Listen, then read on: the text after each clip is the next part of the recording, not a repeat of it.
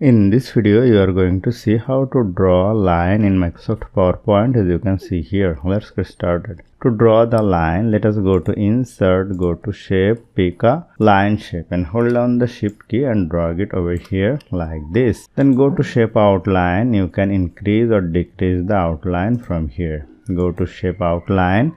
You can change the color from here. If you want the horizontal line, you can go to over here, Shape, pick this and hold down the Shift key and drag it over here to make the straight line. Go to Shape Outline, change the color, go to Shape Outline, increase the width. If you want to change the dash type, go to over here, you can change it from here very easily. If you want more option, click on right button, go to Format Shape, and here you will see the various option. You can increase or decrease the width, you can change the dash type, you can change the color. So hope you found this video helpful. If you like this video, please share this video with your friends and family and don't forget to subscribe. Thank you.